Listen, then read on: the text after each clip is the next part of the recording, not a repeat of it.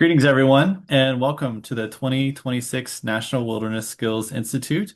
We have a really exciting session here, making some connections with our global partners. And I'm going to pass it over to Adam Hansen, who's going to introduce the rest of the speakers. Thank you, Dusty. It's a pleasure to be here as always. I'm with the Wild Foundation. My name is Adam Hansen, the Managing Director of Global Conservation Networks and Partnerships. And it is always an honor to be at this gathering. Today, we'd like to feature some of the ongoing cooperation that was sparked during one of our global wilderness convenings that Wild hosts between the German Ministry of Environment and the U.S. Forest Service. Just to give a little bit of an overview of the Wild Foundation, if you're not familiar with it, I encourage you to check out the website, wild.org. We've been convening the World Wilderness Congress for the past 50 years. And through that, we've built a large network of global conservationists that are dedicated to wilderness stewardship and protection. And we're always seeking opportunities to create space to foster those relationships. And during the 12th World Wilderness Congress, it created an opportunity for our colleagues and friends on the call today from Germany and from the US to convene and share some of the challenges that both were facing. And what came out of those discussions was a formal agreement to cooperate around wilderness conservation and stewardship. And Wild, giving its long history of convening global networks around that topic, was invited to be a facilitator and coordinator. So it is a great honor to be here to moderate today. And with that, I would like to honor or to invite Sebastian and Jana. I'm not quite sure who would like to present first, but inviting you to the floor to introduce yourself to this community here in the US of NGO members and federal land management agency participants that are dedicated to wilderness stewardship and conservation. So over to you. Hi from Germany. We are really happy to contribute today, talking about some connection we made in the last few months with our US partners. And I just give you a quick introduction to me. I'm Jenna, working for a non-governmental institution in Germany. Actually, my workplace is the Wilderness Office in Berlin. So, office, the name, indicates it's all about wilderness. And I also representing today an initiative which consists of 22 NGOs of Germany. And I will talk about it later. And I now, give the word to Sebastian. Thank you so much. It's a great honor to be here able to present. Thank you, Adam. Thank you, Jana. So my name is Sebastian. I'm working for the Federal Ministry for the Environment in Germany for the Division of Sustainable Forestry and Wilderness. As the title of the division already indicates, I'm mainly involved with developing programs on sustainable forestry, but also on wilderness. And I will present together with Jana some of our programs and approaches of how to increase the extent of wilderness areas in Germany. Before doing that, I would like to talk a little bit about US-Germany exchanges on forestry and wilderness, because that's an issue with quite some history. On the left here, you can see Heinrich Kotter, who is the founder of modern forest sciences and sustainable forestry. The picture in the middle is Dietrich Brandes, who is the founder of tropical forestry, who worked extensively in the tropics in Burma, for example. And he was quite influential on Gifford Pinchot, the first head of the US Forest Service. But there was also Aldo Leopold, who was quite inspired by the concept of close to nature forestry. you can see a US delegation at the University of Dresden, Faculty of Forestry. And he was quite inspired by the close to nature forestry and brought it back to the US. But he was also a bit, let's say, not so much impressed by this very orderly, tidy wood fabrics, as he called it. And he might have had some ideas of wilderness already in mind at that time, as German forestry was very, tidy, very structured, and not very wild. So I'm very happy that we all met during the last Wilderness Congress to pick up this history of collaborations between the US and Germany, and to found the US-German partnership on wilderness. Adam, you mentioned it already. It's a partnership of the US Forest Service and the Aldo Leopold Wilderness Research Institute, as well as the Central Michigan University and the Wild Foundation. And from the German side, the Federal Ministry for the Environment and the Wilderness Initiative. And Jana will introduce the Wilderness Initiative later. So, how much wilderness is left in Germany? As you can see on this map, it is not much. This is a map that was developed by Steve Carver and his colleague Struss from the Ukraine, and they mapped wilderness attributes, for example, naturalness, but also distance to roads, etc. And as you can see in Germany, the red and yellow colors indicate a very low wilderness quality. So there's no wilderness, no untouched, untamed land left in Germany. And so we depend on secondary wilderness area. So areas that can develop under strict protection of natural processes in formerly used landscapes to become a new wilderness. This is also written down in our national biodiversity strategy, which says that by the year 2030, on at least 2% of Germany's territory, nature will be flourishing in large wilderness areas, which, in combination with smaller areas, will help ensure that areas where natural processes prevail make up the lion's share of areas under strict protection, as specified in the EU Biodiversity Strategy for 2030. How are wilderness areas defined in Germany? Wilderness areas are sufficiently large, predominantly non-fragmented area, free of intrusive or extractive human activity, and they serve to permanently provide for the ecological functioning of natural processes without human interferences. That being said, they should align with the IUCN Category 1B and criteria of the Wild Europe Initiative. We also have defined minimum sizes. So in forested landscapes, wilderness areas should be at least 1,000 hectares in size. In moorland and riparian ecosystems, they can be smaller.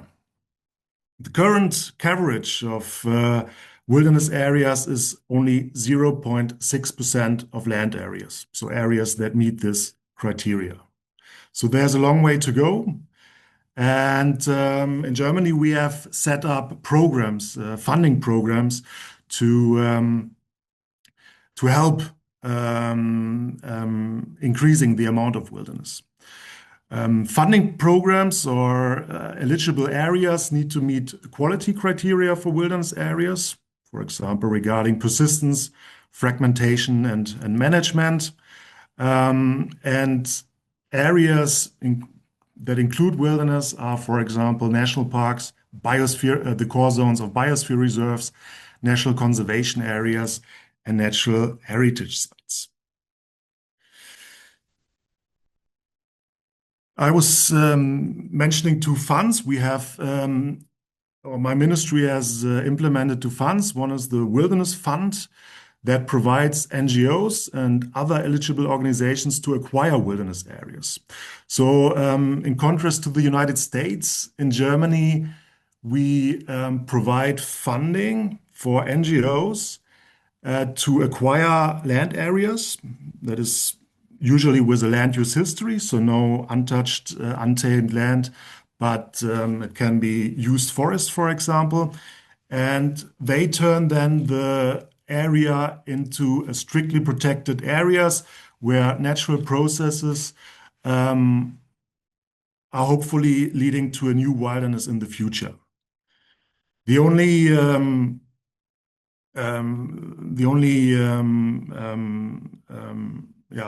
regulation they have to follow is the wilderness quality criteria, and they have to make sure that the area is not used or resources are extracted in the future. So to ensure that the criteria persistence is met. We have also set up a smaller climate wilderness fund that provides NGOs funding for smaller areas that are larger 50 hectares in forested areas or 25 hectares in wetlands. In the future, these areas are managed by the NGOs, so they have to make sure that all the criteria, wilderness criteria, are implemented in that specific area. We have also a target for natural forest development, saying that by the year 2030, forests left to develop naturally will make up at least 5% of Germany's forest area or 10% of publicly owned forests. The minimum size is 0.3 hectare, so that is the big difference to wilderness areas, and the current area coverage is a bit larger, so 3.1% of Germany's forests are currently under natural development. So, future challenges, as I mentioned already, the availability of suitable areas for strict protection is very limited. So we have huge problems to find large enough areas larger 1,000 hectares to become wilderness. There's currently in Germany also a political backlash to wilderness because some political actors question why we provide taxpayers' money to acquire areas to become wilderness. So justifying our approach to acquire wilderness areas using public funds, for example, as payment for ecosystem services coming from this area, is currently a big task. There's also conflict sometimes with rural people that live closely to wilderness areas that fear problems like bark beetle infestations or wolves, ungulates will come from the wilderness area and create problems in their properties. Another big research topic is assessing the carbon sequestration potential of strictly protected areas, including wilderness, and how our wilderness goals can add to the 10% strict protection goal of the EU biodiversity strategy. I'd like to give you in the next minutes an overview about the initiative Wilderness in Germany, and also talk a bit about where you can find wilderness in Germany, actually. And I'd like to close with some nice impressions, pictures about wilderness in Germany.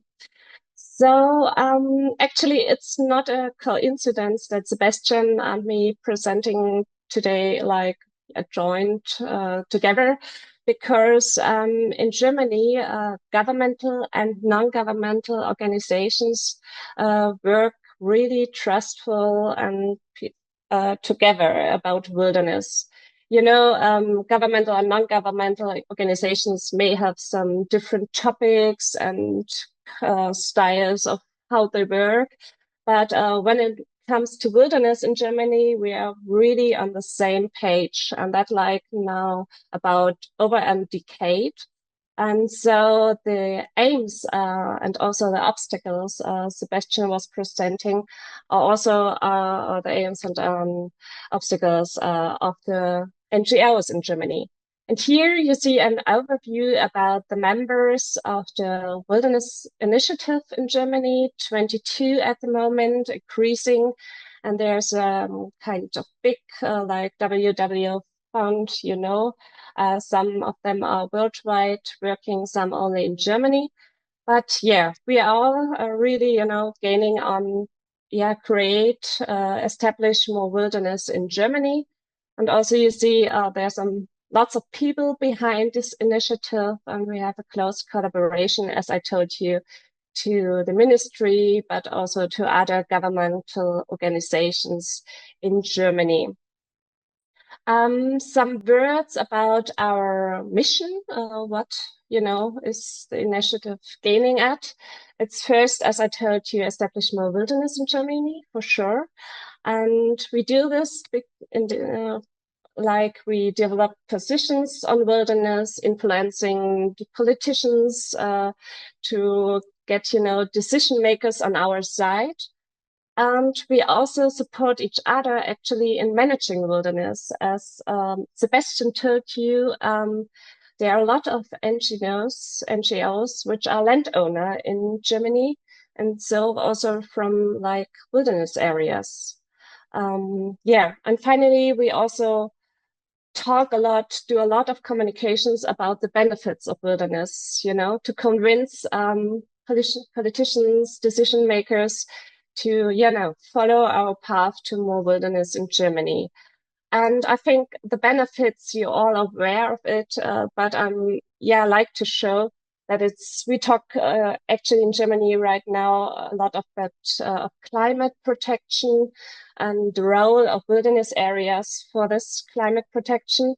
But you know, there is so much more about benefits of wilderness, like biodiversity protection and about insects, capital, the worth of wilderness, just to mention.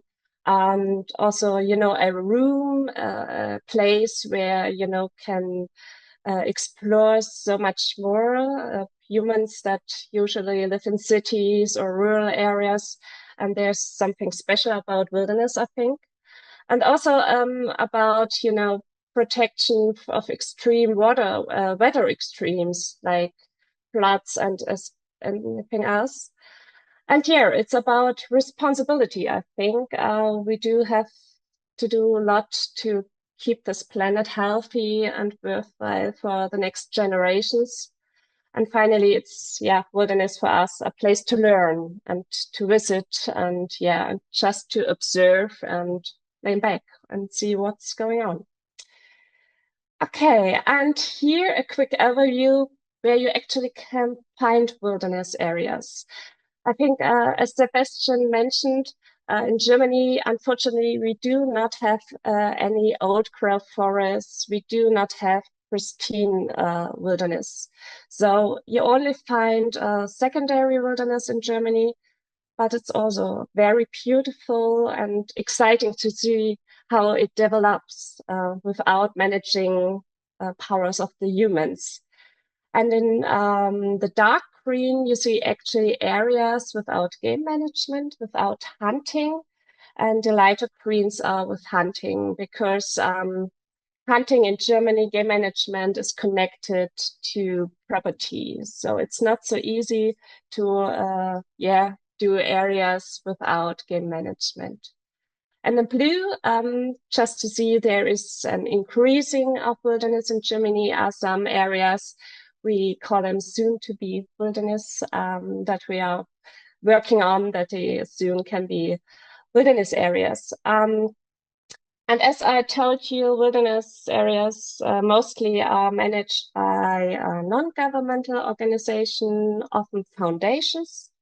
And they have really strong protection also by regulations. Some are strictly protected areas. We do also have one IUCN 1B area, and it's in the southeast of Germany. So, and some are in national parks, so really good protection here. And I will close this brief presentation, as I told you or promised, with some, yeah, nice pictures. I hope I brought you a little movie. And I started now.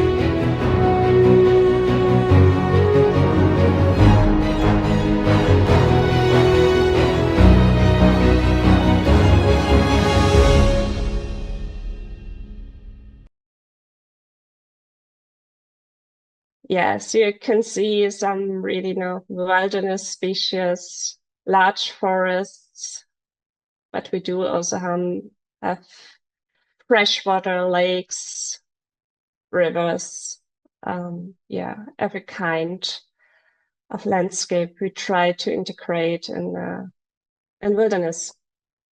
Thank you. Beautiful. Thank you. And there's even some comments about how beautiful that was. Bringing us to place. It's always greatly appreciated to see the place as well as hear about it. So thank you, Jana, for those visuals. So with that, we want to open up. We have another presenter. Before moving to the next presenter, we wanted to give some space for any questions that may have came up from the listeners. Do the NGOs get annual government funding to maintain their wilderness areas? It's a great question, Christy. And Jana or Sebastian, Jana, if you want to speak to that. Yeah, I can answer that. No, they don't get annual funding. So the NGOs are, as Sebastian showed, they are supported by, buying land actually in Germany using these two funding programs. But anything is, everything what comes after that, they do on their own. So, but there's usually support of, the people. But yeah, there's no governmental funding for the costs of maintaining wilderness areas. Mm-hmm. Thank you. And I mean, Sebastian, would you like to add to that as well? Yeah, I mean that's the deal. We say from the government perspective, we provide you with the funding for acquiring the area, but then we are out of it. Then it's the responsibility of the NGO to manage the area and bear all the costs that are associated with managing the area. So it was the idea to have also for the government a cost-efficient way to increase the amount of wilderness areas without having too many long-term commitments regarding personal and management capacities.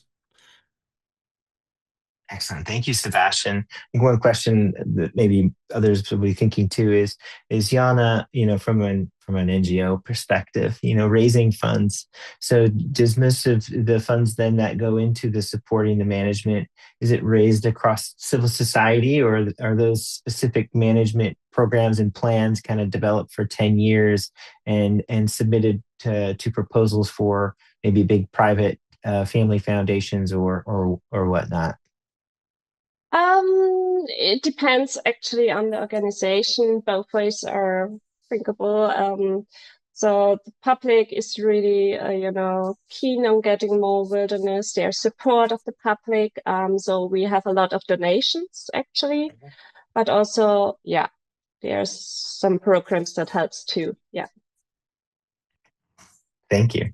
Anything the U.S. is dealing with that can be of service to your efforts? And sad to hear you're also facing some of the resistance or perspectives that just disagree or push back with the idea of wilderness.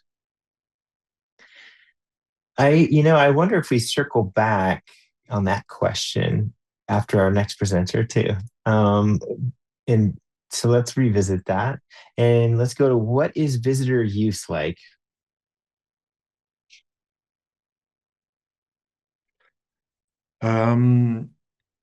Visitor use, it really depends on the area. So the core zones of national parks and biosphere reserves are very important for tourism and but also local visitors and generate also a lot of income for local communities and the local economy.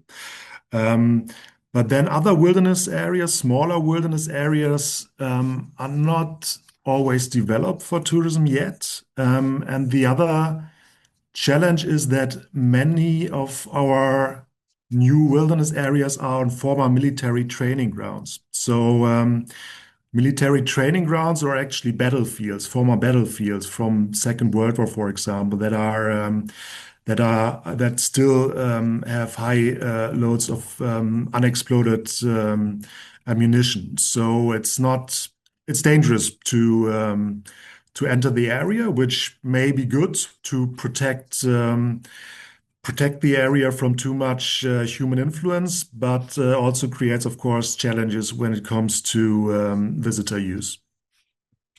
Yeah.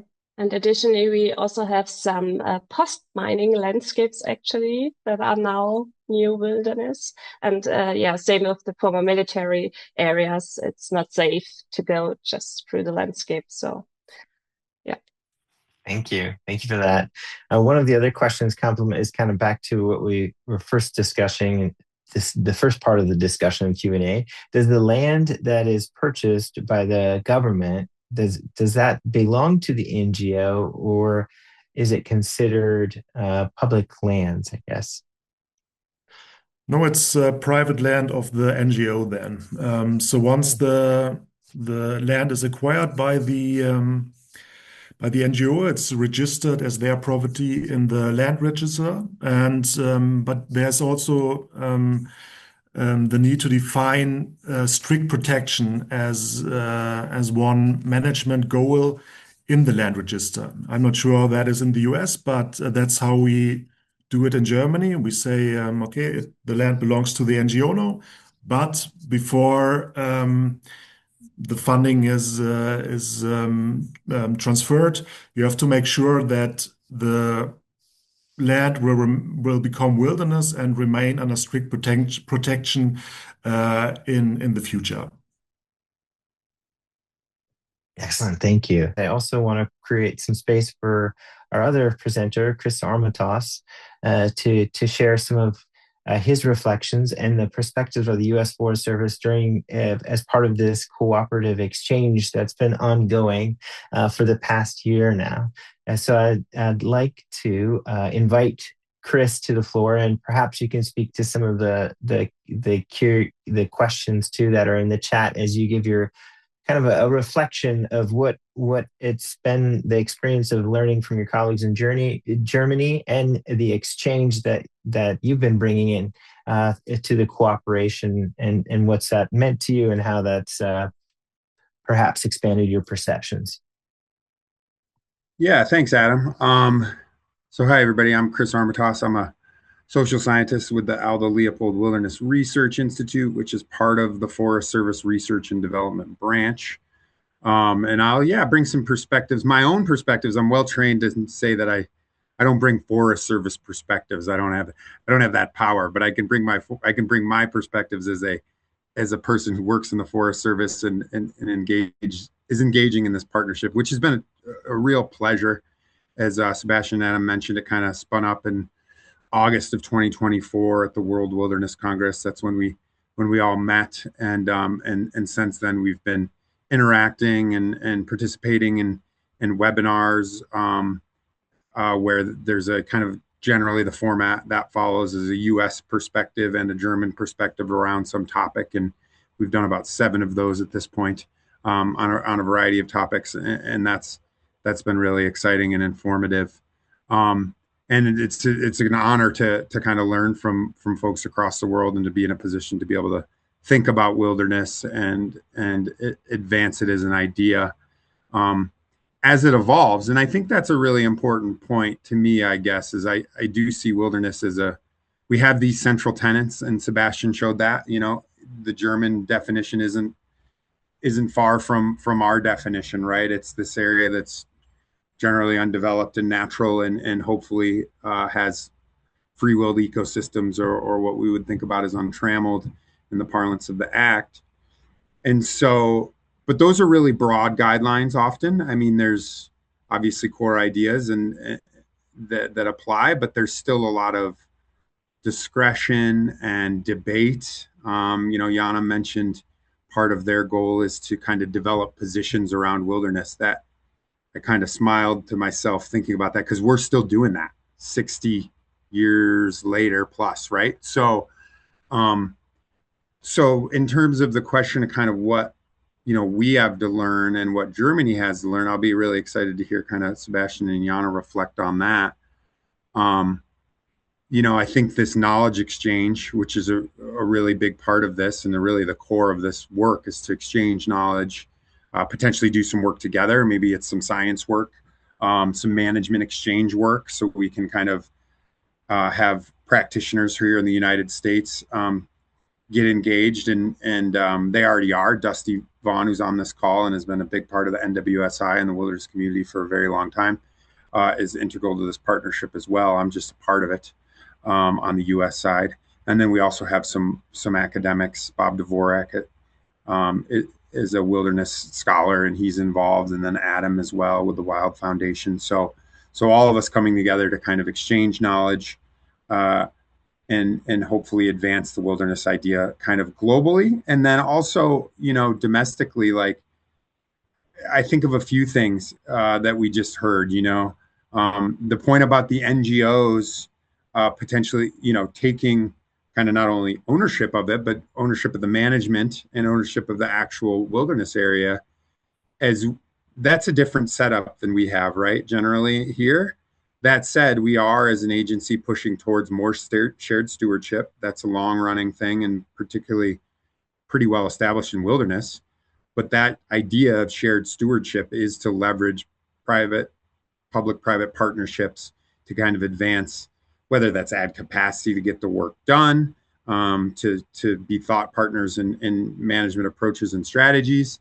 And so here's an example on the German side that we'll be able to learn about, and I'm excited to talk more and learn more about that, in terms of an NGO kind of taking over and advancing this idea of wilderness and what that looks like, and what the challenges of that are as it plays out, and the potential benefits of that. And that can maybe reflect and improve or help us think about the idea of shared stewardship on federally designated lands that are part of the National Wilderness Preservation System and public lands, right?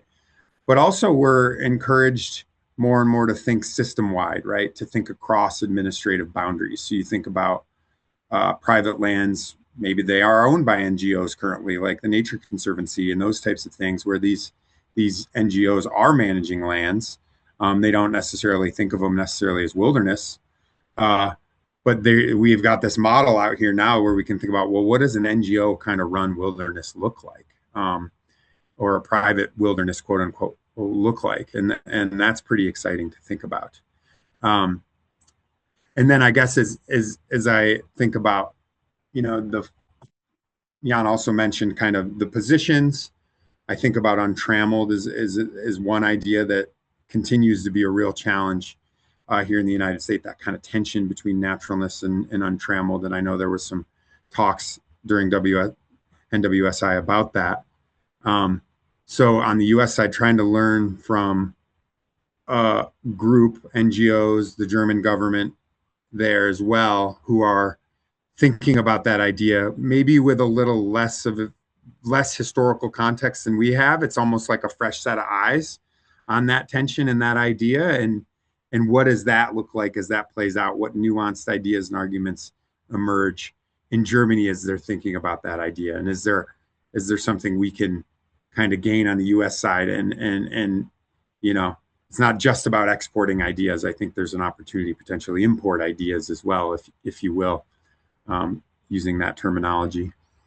And then the public, this idea of, resistance highlighted above, I assume, wilderness can be controversial. There can be people who push back on the idea that is supported publicly. Germany, it's a little bit different, as we just learned there, where they're purchasing these lands and then handing them off, but it is public funding and public support and contributions to that idea. And we have that as well, right? And so we're perpetually challenged with that and trying to kind of not sell the benefits of wilderness. That sounds a little, I don't know, disingenuous or something, but we are constantly trying to interact with public, educate the public about the benefits of wilderness, and really kind of promote wilderness and,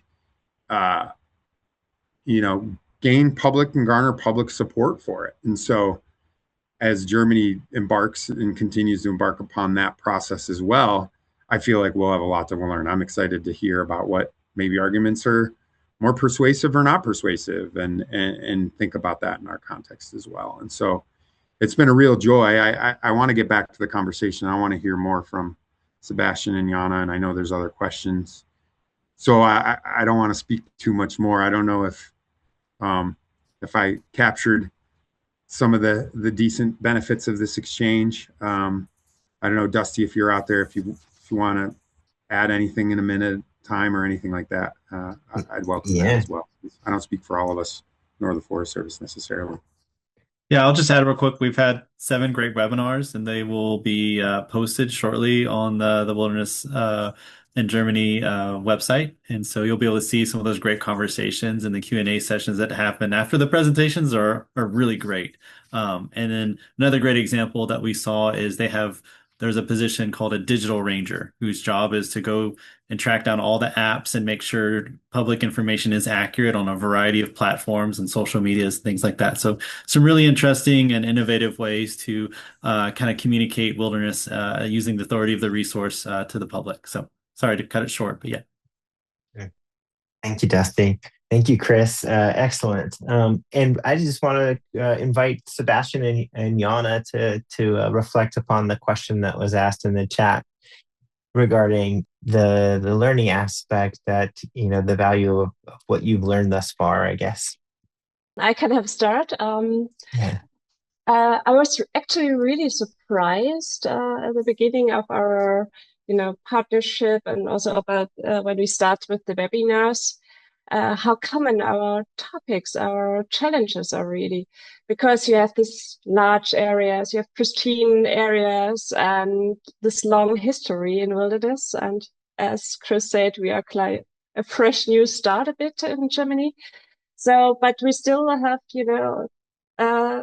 these topics like the use of wilderness, what, people like tourists to come to wilderness areas, about managing wilderness areas, what we do with bisons and other great herbivores, neobiota, and all this stuff. And also in our last webinar, we talked about the worth of wilderness, and that's a really, also in Germany, highly discussed topic. Is it really a good idea to put a price tag on wilderness, or do we lose here something? So I'm really keen on discussing this topic more, and so I'm really excited about everything what comes next, right? So, Sebastian, what's about you? Yeah, well, I'm very grateful that we have this partnership, because as Jana mentioned, we are in the beginning. The 2% wilderness goal was formulated in 2007. It's quite a new approach for Germany and for many, yeah, let's say land managers in Germany to have the idea to not garden the land, to not control the land. It's a very new idea, and I think we heavily rely on knowledge from the US, who kind of invented the wilderness idea in its current form. You guys can help us in all aspects that are there, and that also becomes always clear during the webinars how our how much inspiration and information we can retrieve from the US. I was surprised that, and you, Chris and Jana, mentioned that yeah, our problems are not so different, or approaches are not so different. So people told me you can compare wilderness in Central Europe with the United States. The United States have far larger areas, it's far larger country. But I think during our discussions, it becomes clear that many problems, many issues are the same, and that we have a lot of ground actually and common issues to discuss. So I think that's very nice and very fruitful. So thanks for that. Thank you, Jana. Thank you, Sebastian. I just want to put a bow tie a little bit on this. What I really appreciate being able to witness this cooperation is the reciprocity that's been occurring. As Sebastian presented some of the talking about Pinchot and some of the people and places that he gathered inspiration and experience and knowledge from, and how that was applied or maybe brought to the United States too, and that this current exchange, that's going on is a continuous learning. And so it's beautiful to see the reciprocity of how that has happened throughout time. So thank you all for joining us today. If you'd like, if you also have a connection to Germany, and your practice of wilderness, and you'd like to engage in some way, maybe share your expertise during a webinar or listening on a webinar, please, you can reach out to any of us on the panel today. Happy to share our information. Please do reach out to us, and we'll make sure to invite you to the next webinar. Or if you'd like to contribute, we'd be happy to hear that as well. So thank you very much. Yes, thank you, Adam. Thank you to our folks in Germany. Thanks, Chris. Always. Thank you.